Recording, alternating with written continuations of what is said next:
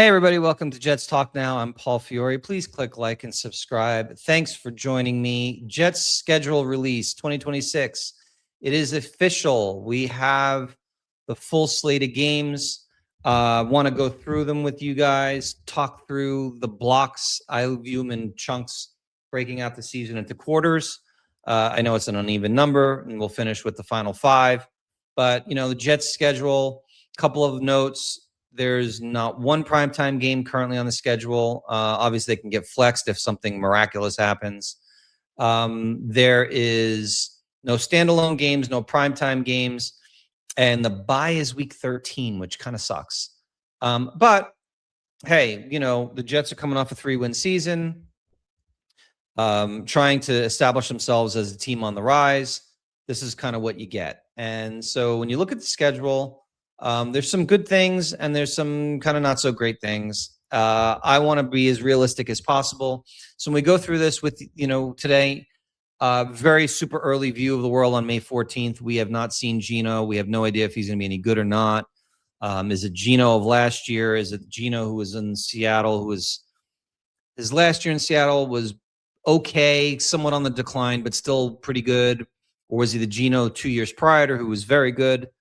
What is Glenn's defense going to look like? There's a lot of moving pieces. Does Frank Reich still have it? How does he deploy Sadiq? So many new faces. So predicting the actual record of a team right now is so dangerous. But hey, Jet fan, and Jet fans do this as every other team. What I won't do is be overly optimistic. Because I can't make that. I have learned from the years of being a fan of this team as a 51-year-old man now that you just cannot look at the Jets and say, this is going to be a team that makes the playoffs. Until they prove anything, I'm going to lean on the more, some might call it pessimistic side. I'm going to call it the realistic side. I'm not going to, but I'm going to try to give you a floor and ceiling view of what I think of this schedule. So let's look at it. Okay, let me see if I can get on camera here and you can see me. There we are. Okay, so Jets schedule for 2026. First 4 games, of course, we open at Tennessee. I do not know what some of the talking heads were thinking yesterday, pretending like they had sources saying the Jets were going to be playing Miami and then week 2 playing Minnesota. And I am not going to name their names because it's embarrassing enough that they actually were out there on air claiming they had really good sources. But they were wrong. And so what do we have? We have at Tennessee week 1, the revenge game of Saleh. Week 2, home opener. And this does us no favors. We're home against Green Bay, and yes, Micah Parsons will likely be out. But then we go on the road back-to-back against the Lions and Bears. So if we're just being honest as Jets fans, the Tennessee game is, the Tennessee Titans were bad last year. So even though it's on the road, that's, it's a game you got to win. Can't be mad at that game. The storylines and the drama, whatever, that's the NFL. They're trying to get eyeballs, and the Jets truthfully don't have anything that gives eyeballs to the general NFL audience unless they start winning. So they have to come up with the storyline. And the storyline is Saleh against his old team. And, we'll see what happens. You would like to think the Jets could win that game. But after that, it's Green Bay, the Lions, and the Bears. Now, my optimistic fellow Jets fans who want to see everything through the prism of hope will say the Jets will be 2-0 after week 2. And then whatever happens against the Lions and Bears is kind of like, cherry on top. We'll take 2-2 after 4. That would be highly optimistic. And I do not play in the world of optimism, as I said earlier. Realistically, I think the Jets will be 1-3 after week 4. I think they will win at Tennessee, but I do not think they will beat the Packers, Lions, or Bears. I just don't see it. I also could see a world where they lose to Tennessee, find a way to beat Green Bay, and then lose to the Lions and Bears. I am struggling with any world where the Jets start out 2-0 or finish 2-2 after week 4. I just don't see it. The only way that changes is if the defense is significantly better than last year, and Geno is the Geno of 2023. So I think the realistic view is 1-3. I absolutely, unfortunately, can see a world where they go 0-4. So that would be the floor is 0-4. The ceiling to me is 1-3. The pure optimistic green goggles view of the world is 2-2, but I'm going to go with 1-3. Then what I believe is the softest part of their actual schedule is the next slate. Browns at home, at New England, which is not going to be easy, obviously. They're going to likely lose that game. But then home against the Dolphins and home against the Raiders. So the first 8 weeks of the season, the Jets have 4 very winnable games with the Raiders, the Dolphins, the Browns, the Titans. If you're an improving organization who is trying to show you're not a laughingstock anymore, you win those 4 games. Those are 4 games on your schedule that those teams will not be significantly better than you, likely. And the spread in those games will be all likely within a field goal. Find a way to win those games. If you win those 4 games, forget about the Packers, the Lions, the Bears, and the Patriots. You are 4-4 through week 8, which if you told me right now the Jets will be 4-4 through week 8 after coming off of a 3-14 season, I would sign up for that right now. And I think Aaron Glenn, if you gave him truth serum, would say the same. Is it realistic for them to be 4-4 through week 8? I think it is if you beat Tennessee.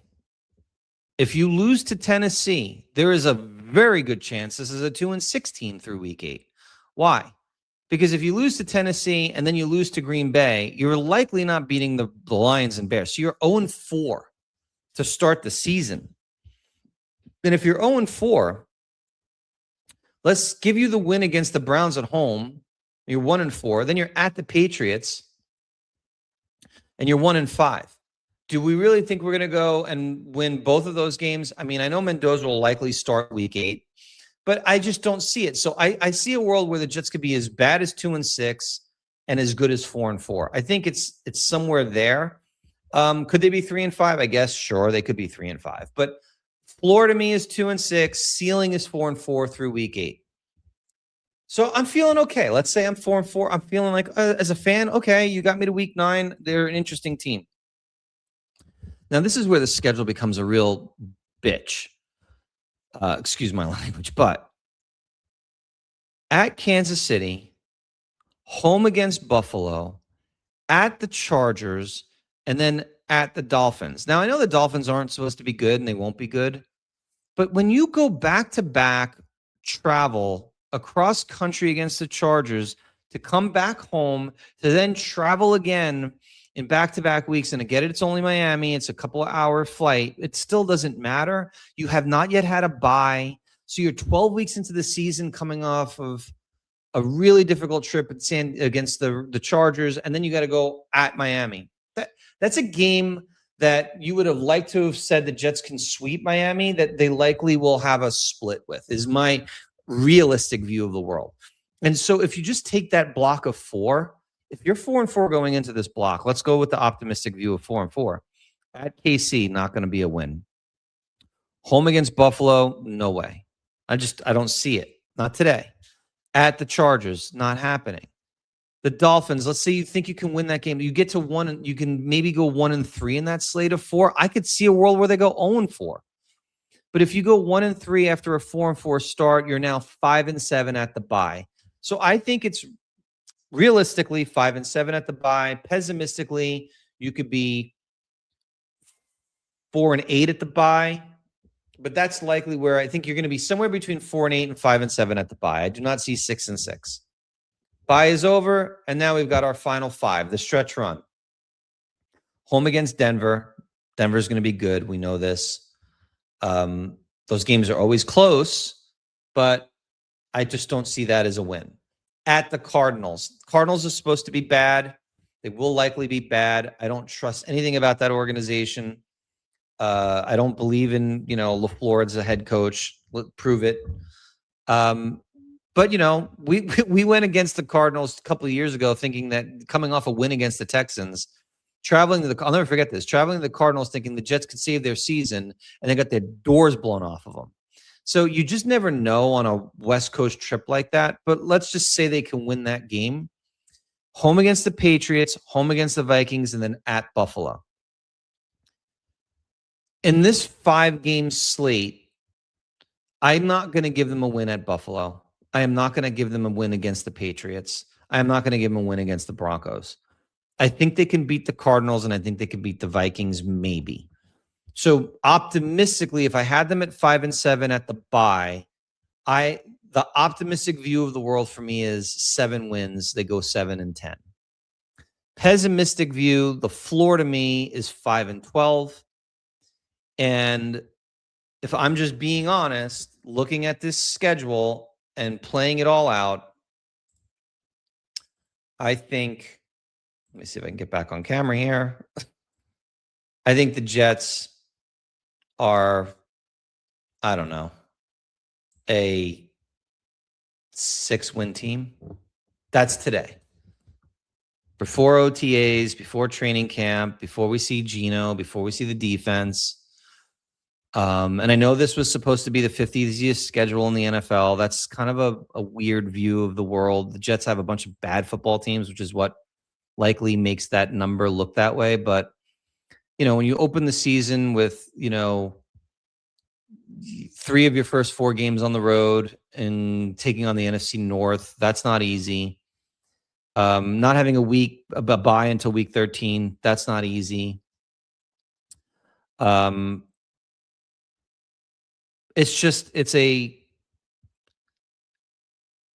you're a 3-win team, every game is basically a toss-up. You can't say anything is a lock until you've proven you're better than what you were.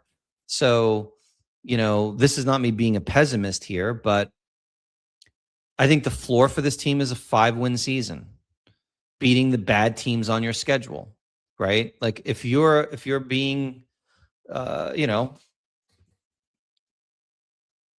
just a regular fan that doesn't want to be, overly negative or overly positive, you've got 5 wins on the schedule if you're a team that is better than the bad teams. If you are an improving ascending team, you get to 6 or 7 wins. I think 7 wins is the ceiling. So when I think the ceiling is 7 and the floor is 5, I right now think they're a 6-11 football team. And I'm sorry for those that are the super optimistic fans, but as someone who's been that way before in my past, and I can go back years and think about going through the Jets schedule and finding a way to get to 10 wins every time, and they win 5 or 6 or 7. I'm just not going to do that prior to this season. And to be perfectly honest, last year I had the Jets as a 5-7 win football team going into the year. 7 if Fields was good and 5 if he sucked. And they wound up winning 3 because they gutted the franchise, which I'm actually fine with, and I think they're doing the right thing. I'm actually optimistic about the direction of what they're doing with the roster at this point. I don't know if we have a quarterback that's capable right now, because I don't know what Geno is. I don't know if we have a defense that's capable right now, because I don't know what kind of defense Glenn's going to run. And if it's going to be successful or not. And and Frank Reich is probably the most proven of all the coaches on the staff. So if Geno's decent, maybe the Jets will be entertaining. They'll score points for a change, right? So that's the view of the world right now from my side of it. I've got them at floor of 5 wins, ceiling of 7. I think Glenn needs to win 6 to keep his job. I think 5 or less is disastrous. You can't excuse those types of seasons back to back. But I think this is a 6 to 7 win football team right now. But those of you who think that that's just QB purgatory, take pump the brakes a little bit. Take a look at the Colts schedule for a second. I can pull it up for you guys real quick. I saw it earlier. I was looking at it, and I think the Colts schedule, if I'm just being fair, first of all, I'm not a Daniel Jones guy. I think he stinks. The Colts schedule, let's see. I have it here. Sorry, give me 1 second. The Colts schedule, coming off of an Achilles tear, Daniel Jones, who looked really good last year, but prior to that was literally thrown onto the scrap heap. Colts schedule, week 1, Ravens. Week 2, at Kansas City on a Sunday Night Football. Week 3, home against the Texans, who are really, really good and their defense is good. Week 4, on the road against the Commanders in London. It's a London game. Anything can happen. Week 5, at the Steelers. Rodgers will be likely playing. That's a tough game. Steelers are improving. Yes, Rodgers is washed, but tell me the Colts are winning that game on the road against the Steelers? Maybe, but I wouldn't put that in the books. So the first 5 weeks of the season, Ravens, at Chiefs, home against Texans, at Commanders, at Steelers. They could be 1-4 after 5 weeks. Then they play home against the Titans, give them a win there, at the Vikings, at the Jags, home the Cowboys. That is tough. So give them a win against the Titans. They are not beating the Vikings in Minnesota, and they're not beating the Jags. So after week 8, I have them at 2-6 after week 8. Then they're home against the Cowboys, who should be much better, and I think the Cowboys are going to be a good football team this year. That's a loss. Home against the Dolphins, give them a win. That's their 3rd win. Then they're at the Texans on Thursday Night Football. No way. Home against the Giants, toss-up game. At the Eagles, no way. Now you're at a bye. So at best, through week 13, I've got them with 3 or 4 wins, 4-9, I think. At Tennessee, they sweep Tennessee. Let's just give them the sweep. Then they're home against the Bengals, at the Browns, and home against the Jags. That's a 5-win football team. And I know I said earlier, making decisions on the schedule. As of today, with a quarterback coming off of an Achilles, and we know how Rodgers looked when he came off the Achilles. We know how Cousins looked when he came off the Achilles. Coming off an Achilles and not having the pedigree of either one of those two guys, Daniel Jones, I don't think is going to be very good. And I don't like the Indianapolis roster in general. I think that's a 5-win football team today. If Daniel Jones is super healthy and he's a lot better than I think he is, then maybe they can be a 7-win team. That is not a playoff football team. That is a team that is likely similar to the Jets. That's a 5-win team. And so if you got them at 5 wins and the Jets win 6 or 7 games, and then it's Green Bay and Dallas, the Jets will have plenty of draft capital to get a good guy in the draft for 27. So stop worrying about tanking. Root for this team to figure it out. Be better than any of us are hoping that are thinking today. I'm going to be a fan rooting for them to give me a Fitzpatrick season. But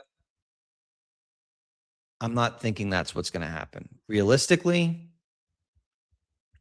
6 wins. That's where I'm at today. I'll revisit it before the season begins and see if I change my mind. But I think we're 6-11. That's my guess. Anyway, I appreciate you guys tuning in. I hope you have a great one. And we'll chat soon. Take care.